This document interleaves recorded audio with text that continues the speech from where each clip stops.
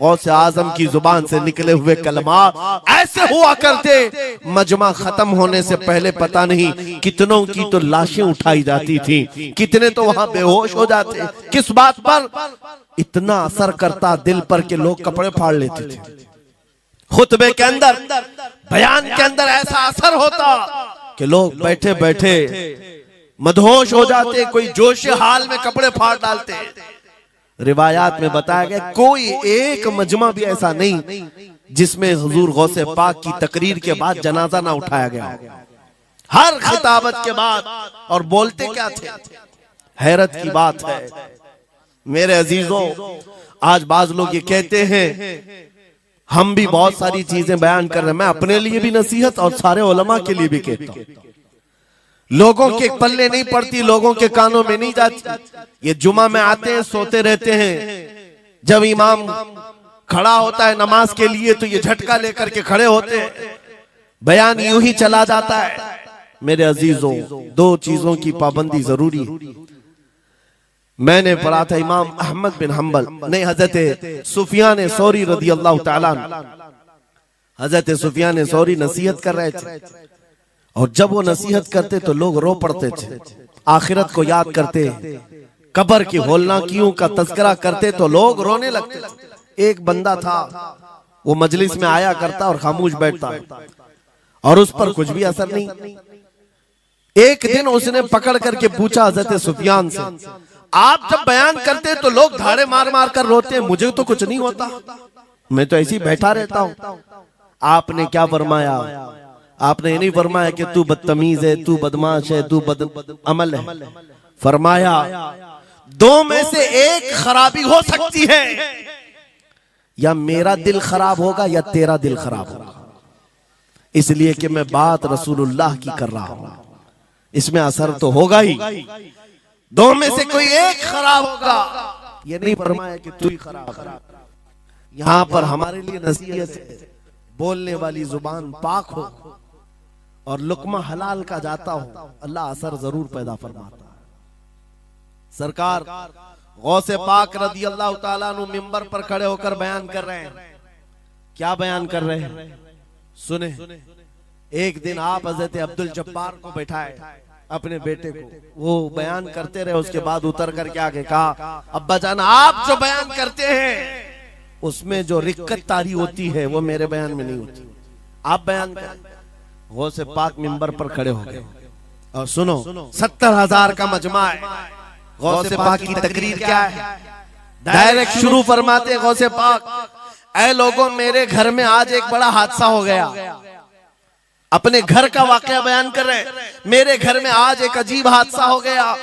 अब्दुल जब्बार की माँ, यानी अपनी बीवी के बारे में कह रहे हैं, उनके बेटे हजरत अब्दुल जब्बार कहते हैं, अब्दुल जब्बार की माँ मेरे लिए दही मट्टी की हांडी में जमा कर रखी हुई थी, एक छीके से लटकाई हुई।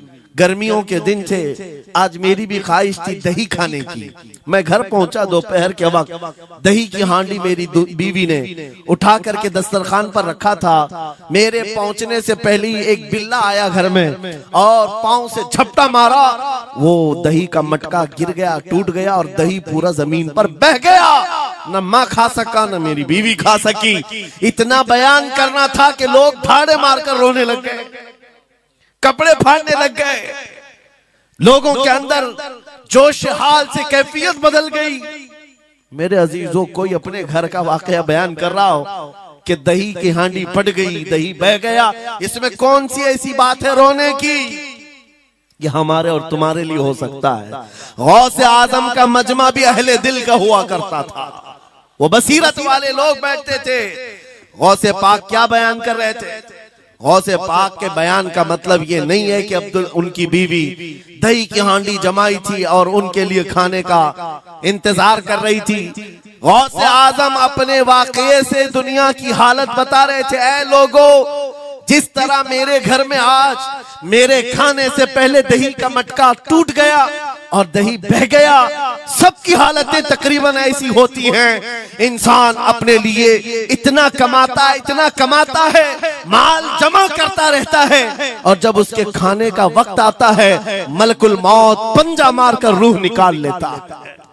और सारा माल उसका धरा का धरा रह जाता है, ना वो चख पाता है ना खा पाता है। गौसे पाक रज़ी अल्लाह ताला अन्हु ये दुनिया की हालात बता रहे थे। और मेरे अजीजों, आज भी वही हालात हैं हमारे, आज भी वही हालात हैं।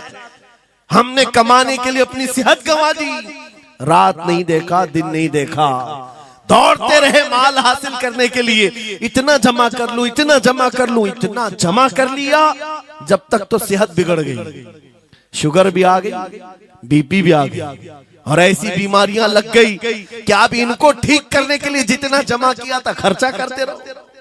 शेख सादी रहमतुल्लाह अलैह फरमाते हैं, ये दो कामों में तो इंसान की पूरी जिंदगी खत्म होती है। पहले कमाने के लिए सेहत गंवाता है और फिर सेहत बचाने के लिए माल गंवाता है।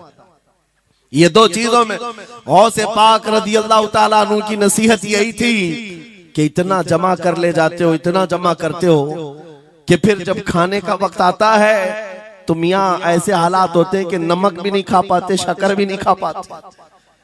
दूसरी बातें तो छोड़ो, शुगर वाले शक्कर नहीं चख पाते, बीपी वाले नमक नहीं चख पाते। अरे ये बड़ी छोटी चीजें हैं, और माल देखो तो करोड़ों का है, अरबों का है, अरबों का माल पड़ा हुआ है, नमक नहीं चख पाते, शक्कर नहीं खा पाते। किसके लिए जमा किया था? और थोड़ी और बड़ी बीमारी हो गई तो पानी भी नहीं पी पाते, डायलिसिस चल रहा है, किडनी खराब है।